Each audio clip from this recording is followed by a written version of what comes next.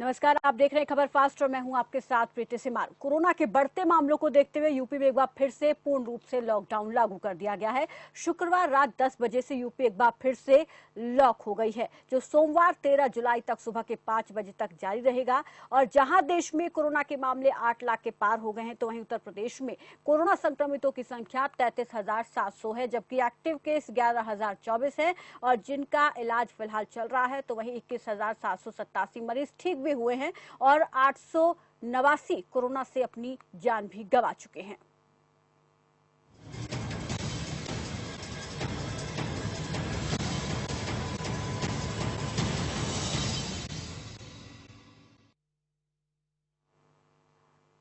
UP में corona के बढ़ते संक्रमण को रोकने के लिए यूपी की रफ्तार पर 3 दिन के लिए ब्रेक लगा दिया गया है। हालांकि जरूरी सेवाएं जरूर जारी रहेंगी और इस 3 दिवसीय लॉकडाउन में धार्मिक स्थल खुले रहेंगे, बाकी सब कुछ पहले की तरह बंद रहेगा। ऐसे में सवाल कई है कि प्रशासन इस बार कोरोना के तेजी से बढ़ते संक्रमण को रोकने के लिए 3 दिन का लॉकडाउन लगा रहा है, तो क्या इन 3 दिन के लॉकडाउन से कोरोना के संक्रमण को काबू किया जा पाएगा? और इस लॉकडाउन की अवधि भले ही छोटी है, लेकिन इस 3 दिन में ऐसी क्या सख्ती बरती जाएगी, कितनी सख्ती बरती जाएगी कि इसको कंट्रोल किया जा सके?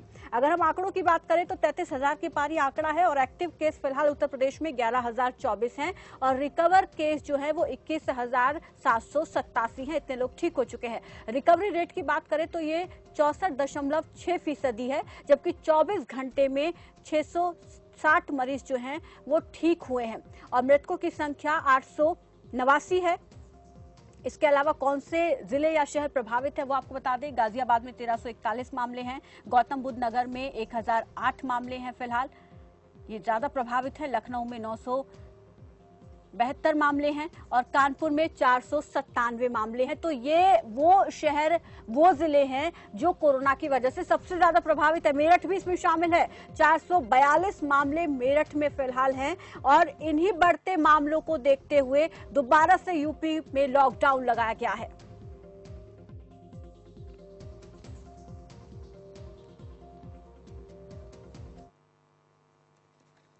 और वहीं हम इस पर चर्चा करेंगे कि आखिर अब जब 3 दिवसीय लॉकडाउन लगा है तो कितनी सख्ती से इसका पालन हो रहा है और क्या उद्देश्य, क्या मंशा है। हालांकि ये बताया जा रहा है कि संक्रमण को रोकने के लिए, लेकिन क्या संक्रमण को रोकने के लिए 3 दिन का लॉकडाउन काफी है? क्योंकि अनलॉक 2 की प्रक्रिया में फिलहाल देश प्रदेश चल रहा है, ऐसे में सब कुछ खोला जा रहा है और इस बीच लॉकडाउन करना कितना प्रभावी रहेगा और इसका क्या फायदा होगा, इसको लेकर हम बातचीत करेंगे और साथ ही साथ जानेंगे कि फिलहाल लॉकडाउन के पहले दिन क्या स्थिति है। हालांकि आज इसे दूसरा दिन कहा जाएगा क्योंकि कल रात के 10 बजे से इसकी शुरुआत हुई है और असर कितना इसका हो रहा है। हमारे साथ आगरा से कामरान वारसी हमारे साथ जुड़ गए हैं और इसके अलावा गोरखपुर से हमारे साथ हमारे संवाददाता जुड़ गए हैं। आगरा की अगर मैं बात करूं, कामरान वारसी जी, आगरा की अगर हम बात करें, आगरा यूपी में हॉटस्पॉट है, बहुत सारे मामले यहां से लगातार कोरोना संक्रमण के सामने आ रहे हैं और अब जब दोबारा से यूपी में लॉकडाउन लगा है तो कैसी स्थिति वहां पर है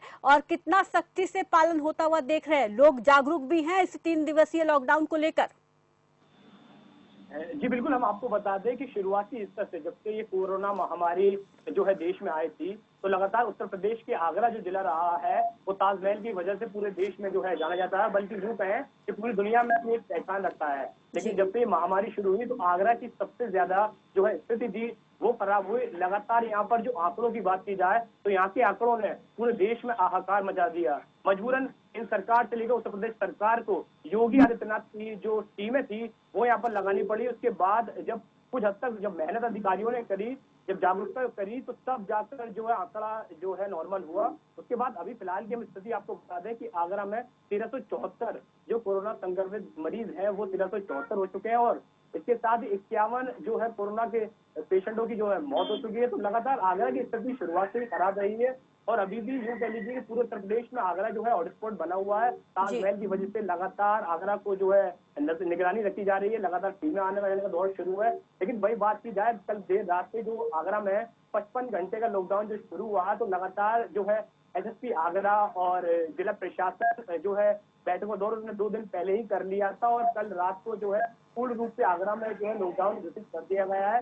तमाम सारे आवागमन पर जो है रोक लगा दी गई है। लोग जरूरी काम के लिए, जैसे कि मेडिकल की सुविधा है या फिर डेयरी की है, जो तमाम सारी जो जरूरत की सामान है वही लेने के लिए निकल रहे हैं। और इसके अलावा कामरान, जो विस्तार से हम चाहेंगे कि आज जब दूसरा दिन है 3 दिवसीय लॉकडाउन का, तो क्या क्या खुला हुआ आप देख पा रहे हैं, क्या कुछ चीजें बंद हैं और लोग देखिए कितने आगरा जागरूक है आगरा इसको में लेकर? जी जी आगरा में जो व्यवस्था है पूर्ण रूप से जो है ठप कर दी गई है। लगातार जो है जो स्थिति है उसको रोकने के लिए सरकारी दफ्तर, प्राइवेट दफ्तर, उनको पूर्ण रूप से बंद कर दिया गया है। जी जो कंजेस्टेड इलाके हैं, ग्रामीण क्षेत्र है, जहां पर कोरोना की तादाद लगातार बढ़ रही थी, उनको पूर्ण रूप से सील कर दिया गया है।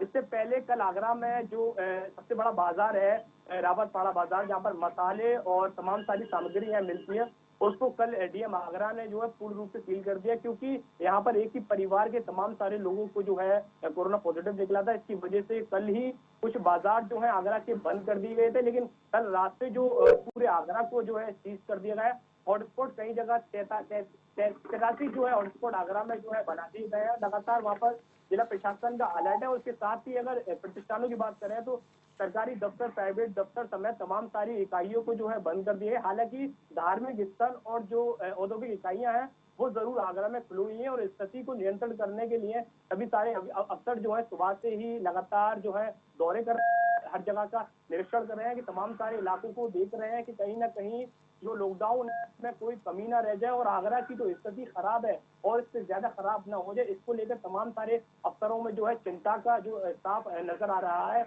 और इसको लेकर तमाम सारी व्यवस्थाएं दुरुस्त करने के जो जिला प्रशासन ने आदेश दिए हैं, उस पर आगरा पुलिस जो है काम कर रही है। लगातार कई सारे इलाकों में जो है और बूथ बना दिए गए हैं। पुलिस हर एक व्यक्ति से जो है पूछताछ कर रही है कि आप कहाँ जा रहे हो, क्या लेने जा रहे हो, तमाम सारी चीजों का जो ध्यान रखा जा रहा है। इसके साथ ही सामाजिक दूरी से लेकर मास्क का भी जो है देखा जा रहा है कि कोई भी शख्स बिना मास्क के बाहर ना निकले। और लगातार इसको लेकर जो है कड़ाई से आगरा में लॉकडाउन का जो है पालन किया जा रहा है। जी कामरान, आप बने रहिए हमारे साथ, वापस लौटूंगी मैं आपके पास। और वहीं इस बीच हमारे साथ गोरखपुर से जाफर खान भी जुड़ गए, हमारे संवाददाता।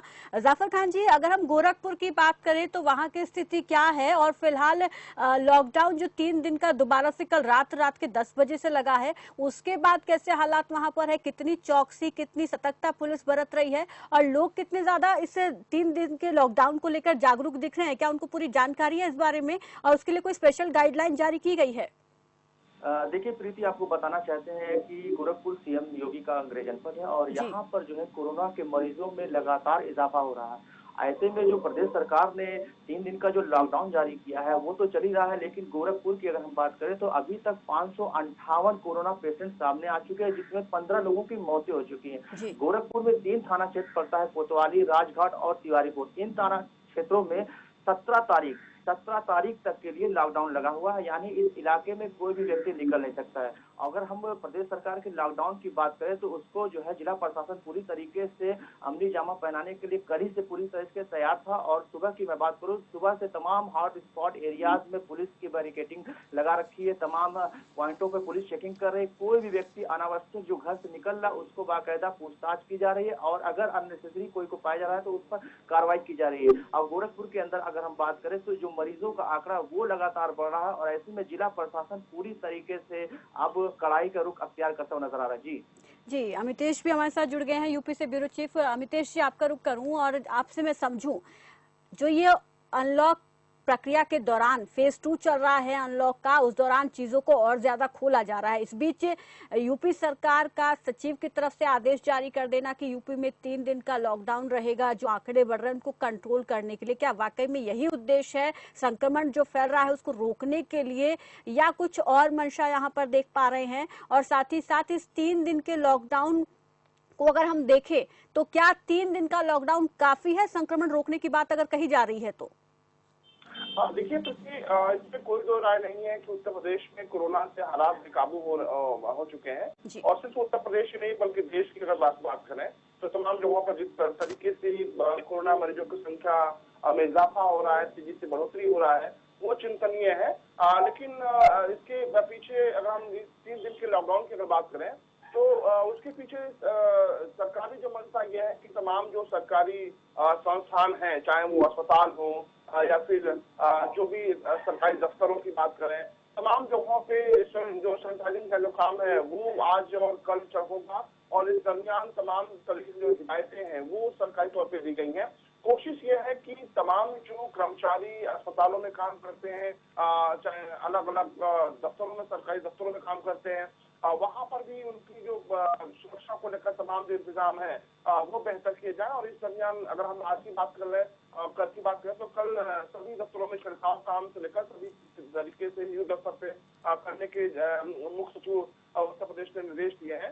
तो काफी हद तक आप कह सकती हैं कि अगर जिस तरीके से लोग बेफिक्र हो गए थे और सड़कों पे जिस तरीके से भीड़ निकल रही थी और हालात बद से बदतर लगातार होते जा रहे थे, मौतों के आंकड़ों को देखें, पॉजिटिव मरीजों की संख्या को देखें तो जबरदस्त इजाफा हुआ था। तो ऐसे में कोशिश आप कह सकती हैं कि इस 3 दिन के लॉकडाउन के जरिए जो बढ़ते हुए आंकड़े हैं उन पर अंकुश लगाने की जो कोशिश है वो की जा रही है। साथ ही लोगों को भी जागरूक किया जा रहा है। लोगों से कहा जा रहा है कि तमाम जो सरकारी गाइडलाइंस है उनका पालन करें, मास्क लगा कर चलें और जो सोशल डिस्टेंसिंग की चीजें हैं उनको फॉलो करें। लेकिन थोड़ी तस्वीरें जो पिछले दिनों देखने को मिली है वो हैरान और परेशान करने वाली हैं। लोग बेफिक्र हो गए हैं और बेफिक्री इस कदर बढ़ गई है कि सड़कों पर दिखिए, बाजारों में दिखिए, भीड़ से इकट्ठा होने लगी थी। और मुझे लगता है कि यही जो है हमारे आपके सबके लिए सिरदर्द बन गया है और यही वजह है कि आंकड़ों में जबरदस्त उछाल आप कह सकती हैं आया है। और एक छोटे शहर है, चाहे गोरखपुर की बात करें, आगरा की बात करें, कानपुर की बात करें, वहां पर भी जितनी तेजी से कोरोना पॉजिटिव मरीजों की संख्या बढ़ी है वो चिंतनीय है। फिलहाल आप अनुमान लगा सकती हैं कि ये 3 दिन के भीतर जहाँ सरकारी जो संस्थाएं हैं वहां पर तमाम जो बंदोबस्त की जाएंगे बचाव के लिए और छिड़काव से लेकर, दवा के छिड़काव से लेकर तमाम चीजें दुरुस्त की जाएंगी।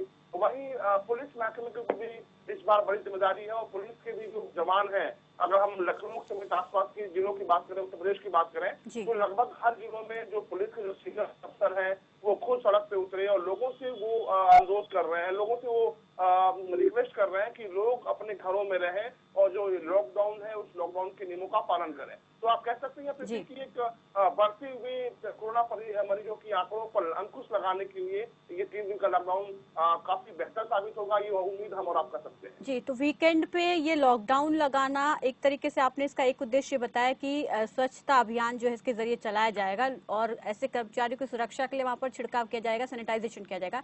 लेकिन एक चीज और यहाँ पर अगर हम देखें तो इससे पहले भी लॉकडाउन लगा, लंबे अरसे तक लॉकडाउन चला, उसमें और इसमें कितना फर्क आप देख पा रहे? क्या अब इस 3 दिन के दौरान भी उतनी ही सख्ती बढ़ती जा रही है, उतने ही संख्या में पुलिस की तैनाती देख पा रहे हैं, उतनी सख्ती से नियमों का पालन करवाए जाने की कोशिश की जा रही है?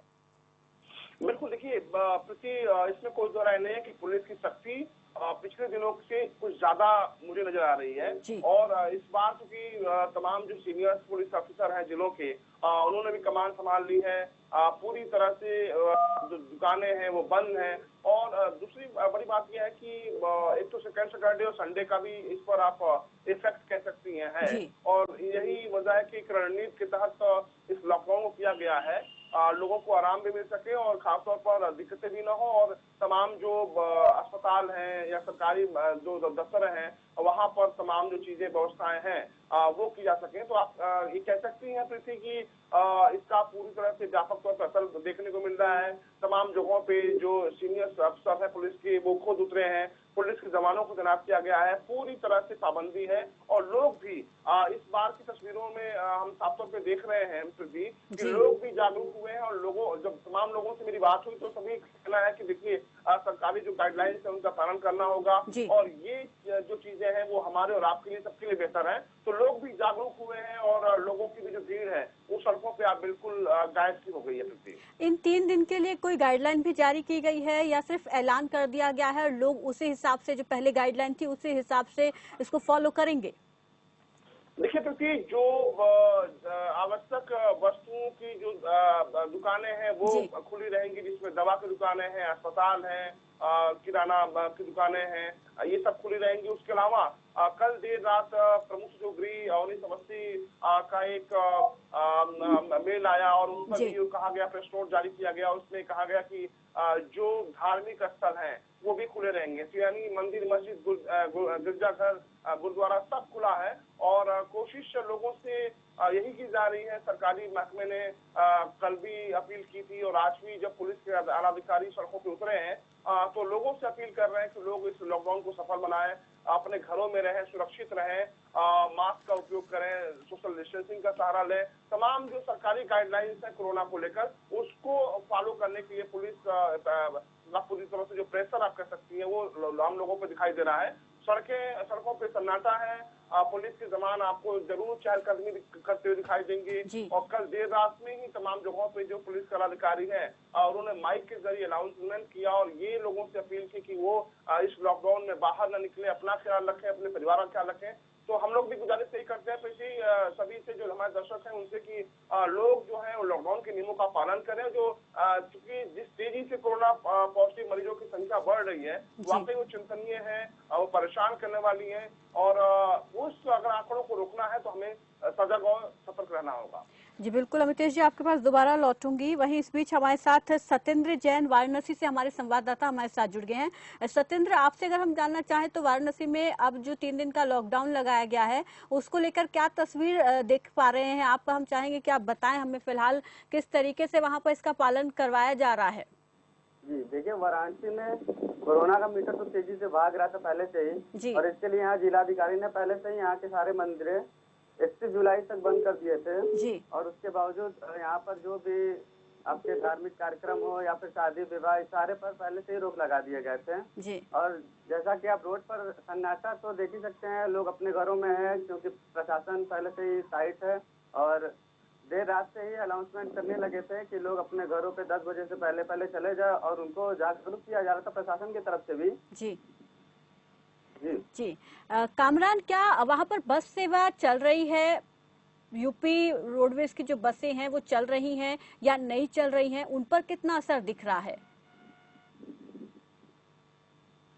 जो रोडवेज बस है वो पूर्ण रूप से बंद कर दी गई है। हालांकि जो जरूरी सामान के वाहन है जिसमें ट्रैक्टर, ट्रॉली जो निकल रहे हैं वो जरूर सड़कों पर जो है ताजागी नजर आ रहे हैं, लेकिन जो जिस तरह की जो व्यवस्थाएं हैं उनको बिल्कुल रोक दिया गया है जिसकी वजह से जो है कोरोना संक्रमण बढ़ने की आशंका हो। लगातार आगरा में जो है पुलिस बल लगातार चप्पे चप्पे पर तैनात है और हर एक वाहन को देखा जा रहा है। कार में बॉर्डर पर कैसी सुरक्षा व्यवस्था है कामरान? बॉर्डर पर क्या बॉर्डर को सील किया गया है या आवाजाही जारी है? क्योंकि जरूरी सेवाओं को तो आवाजाही करने दी जा रही है, इसके अलावा बाकी जो लोग आ रहे हैं उनके लिए क्या कोई ई पास की व्यवस्था किस तरीके से अब स्थिति है?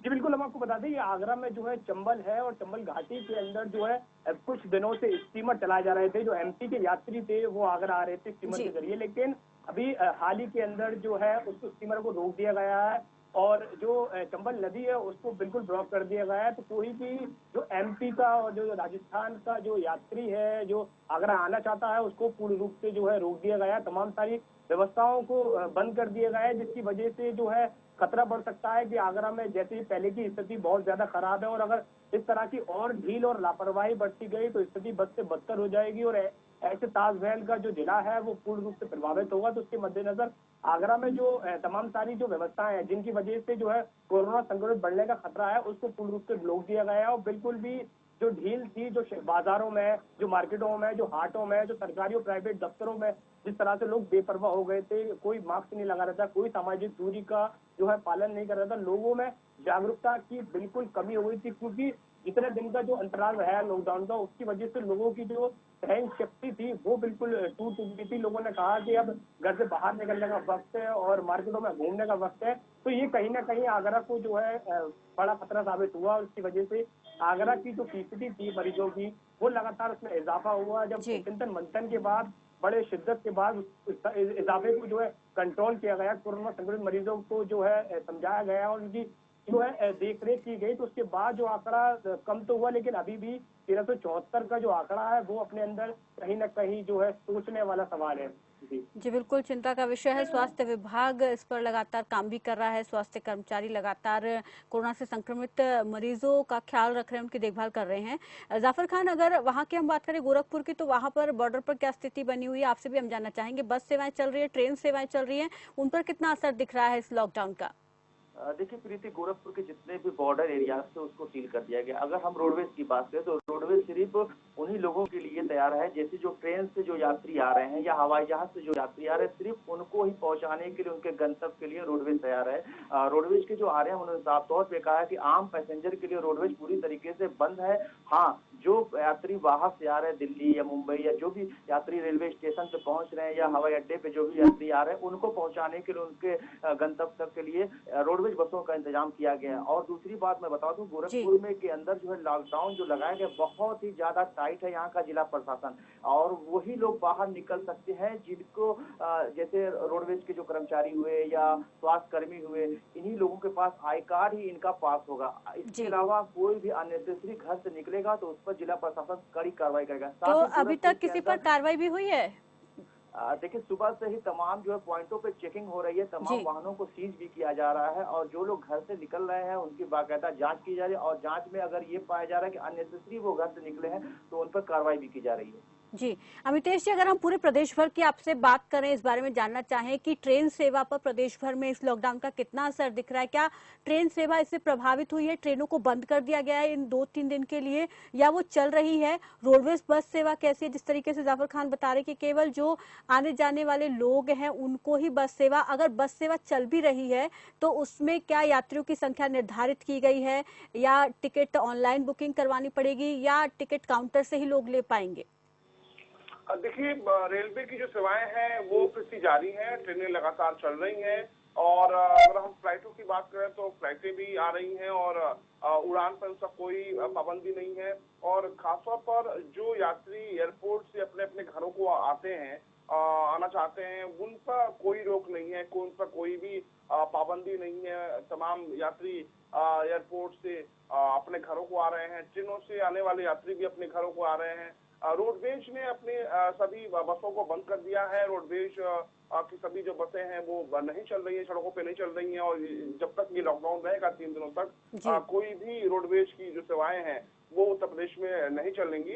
लेकिन ये जरूर है कि उन यात्रियों को छूट दी गई है जिन्होंने पहले से ट्रेनों में अपनी बुकिंग करा ली थी, या फिर वो हवाई यात्रा के जरिए वो अपने घरों को पहुंच रहे हैं, तो उनमें उनको ढिलाई दी गई है, उनको राहत दी गई है, और उन पर कोई भी पाबंदी नहीं है।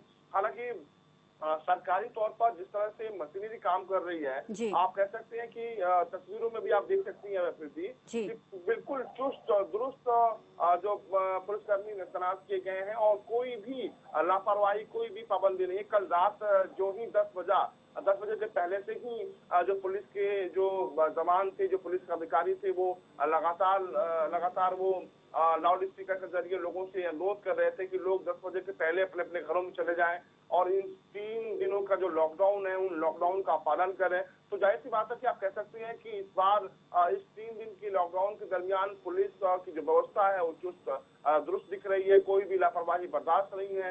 लोगों से भी अपील की जा रही है कि लोग अपने घरों में रहें, लोग इस लॉकडाउन के नियमों का पालन करें, और लोगों को एक मैसेज ये भी दिया जा रहा है, तमाम पहली बार इस तक तस्वीर देखने को मिल रही है प्रीति, कि जब पुलिस के जवान अधिकारी बता रहे हैं कि किस तरीके से मृतकों की संख्या लगातार बढ़ती जा रही है, कोरोना पॉजिटिव मरीजों की संख्या में इजाफा हो रहा है, तो एक मानवता के आधार पर भी लोगों से वो अपील कर रहे हैं कि अगर आप अपने घरों में रहते हैं तो सुरक्षित रहते हैं, सतर्क रहिए, सुरक्षित रहिए। इस तरह की बातें जो है, मास्क का उपयोग करिए, सोशल डिस्टेंसिंग का सहारा लीजिए, हाथों को बार-बार धोइए, इस तमाम तरह के जो दिशा निर्देश दिए गए हैं भारत सरकार के, उन सभी दिशा निर्देशों को पुलिस के जवान आम लोगों से भी बता रहे हैं। और उत्तर प्रदेश में लॉकडाउन का व्यापक तौर पर असर देखने को मिला है। हालांकि जो धार्मिक स्थल है वो जरूर खुले हुए हैं, चाहे वो मंदिर हो, मस्जिद हो, गिरजाघर हो, गुरुद्वारा हो, ये सभी खुले हुए हैं, लेकिन जो आम पब्लिक की जो भीड़ है वो कहीं पर भी आपको नजर नहीं आएगी,